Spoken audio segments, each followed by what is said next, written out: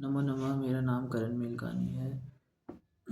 मैं आज आपको विषय हिंदी विषय कोड GE3 यूनिट 1 रीतिकाल ग्रंथों का परिचय देना चाहता हूँ। रीतिकाल ग्रंथों का परिचय।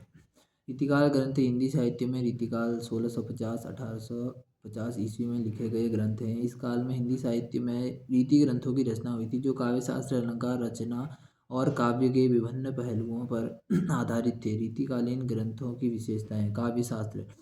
रीतिकालीन ग्रंथों में काव्य शास्त्र के विभिन्न पहलुओं की पर चर्चा की गई है, जैसे कि काव्य के उद्देश्य, काव्य के प्रकार, अलंकार, रचना आदि। अलंकार। रीतिकालीन ग्रंथों में अलंकार के विभिन्न प्रकारों पर चर्चा की गई है, जैसे कि उपमा, रूपक, उत्प्रेक्षा आदि।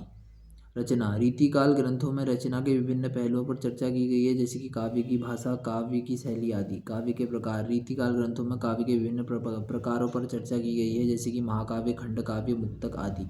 रीतिकालीन ग्रंथों में के उदाहरण। कवि शिक्षा। केशव दास की कवि शिक्षा एक प्रसिद्ध रीतिकालीन ग्रंथ है, जिसमें काव्य शास्त्र के विभिन्न पहलुओं पर चर्चा की गई है।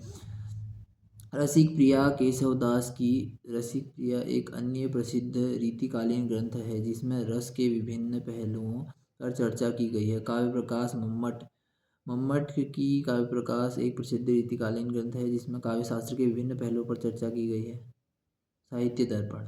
इन ग्रंथों ने हिंदी साहित्य के विकास में महत्वपूर्ण भूमिका निभाई है और आज भी इनका अध्ययन किया जाता है।